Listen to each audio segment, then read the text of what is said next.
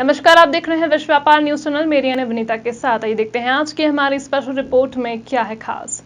श्रीलंका के दिवालियापन में चीन देख रहा चांद, भारत को रहना होगा होशियार। भारत का पड़ोसी मुल्क श्रीलंका बड़े संकट में है। आज विदेश मंत्री एस जयशंकर वहीं पर हैं।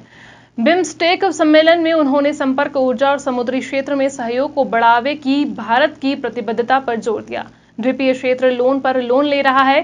चीन गंभीर वित्तीय संकट से जूझ रहा है। श्रीलंका को 2.5 अरब डॉलर की ऋण सुविधा देने पर विचार कर रहा है। वह भले ही कह रहा है कि चीन श्रीलंका को मौजूदा स्थिति का फायदा नहीं उठाना चाहता, लेकिन उसके मंसूबे पर सभी को शक है। भारत के दक्षिणी छोर पर हिंद महासागर में बसा खूबसूरत देश श्रीलंका बेहद संकट में है। अब वह मानवीय संकट की ओर बढ़ रहा है। विदेशी कर्ज ने पहले ही उसकी कमर तोड़ रखी है और अब कोरोना महामारी के चलते आय का सबसे बड़ा स्रोत पर्यटन उद्योग पूरी तरह से तबाह हो चुका है। रूस यूक्रेन युद्ध के चलते बचे खुचे पर्यटक भी नहीं आ रहे हैं। महंगाई की मार ने विदेशियों के जीवन में उथल पुथल मचा दी है। श्रीलंका के राष्ट्रपति के खिलाफ देश में बड़े पैमाने पर विरोध प्रदर्शन हो रहे हैं।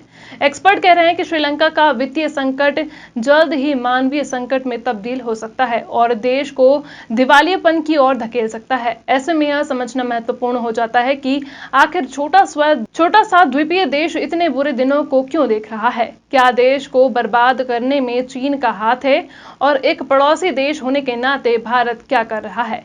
चीन की भूमिका संदेह के दायरे में। ज्यादातर लोग और एक्सपर्ट भी मानते हैं कि श्रीलंका की बड़ी आर्थिक समस्याओं में चीन की भूमिका संदिग्ध लगती है।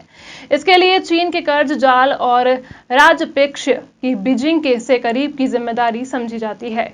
हम्बनटोटा से लेकर प्रस्तावित कोलंबो पोर्ट सिटी तक हर जगह चीन की मौजूदगी दिखाई देती है। श्रीलंका का गरीब वित्तीय संकट उस समय दुनिया को पता चला जब सरकार ने पिछले साल अगस्त में राष्ट्रीय आर्थिक आपातकाल की घोषणा की थी।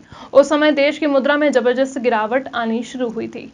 श्रीलंका का विदेशी कर्ज 2014 में जीडीपी के 30% से लगातार बढ़ रहा है। 2019 में यह जीडीपी 41.3% पहुंच गया। फिलहाल देश का विदेशी मुद्रा भंडार खाली हो चुका है। अब उसके पास ज्यादा कुछ खरीदने के लिए मुद्रा नहीं बची है। उसे 2022 में 7 अरब डॉलर से ज्यादा का विदेशी कर्ज चुकाना पड़ रहा है। न तेल है, न पानी है, न खाना है। हालत ऐसे हो गए हैं कि श्रीलंका सरकार को पेट्रोल पंप पर सैनिकों को तैनात करना पड़ रहा है। तेल की भारी कमी होने पर द्वीपीय देश में प्रदर्शन हो रहा है। गाड़ी वालों को टंकी फुल करने के लिए लंबी लाइनों में लगना पड़ रहा है। श्रीलंका पूरी तरह से आर्थिक मंदी की चपेट में है। खाने पीने की चीजें समेत रोजगार के जरूरत की चीजों में भी दाम काफी बढ़ गए हैं। अब फूड शॉर्टेज भी हो रही है क्योंकि प्राइवेट बैंक कंगाल हो गए हैं, क्योंकि आयात के लिए भी जरूरी विदेशी मुद्रा भंडार खत्म हो गए हैं।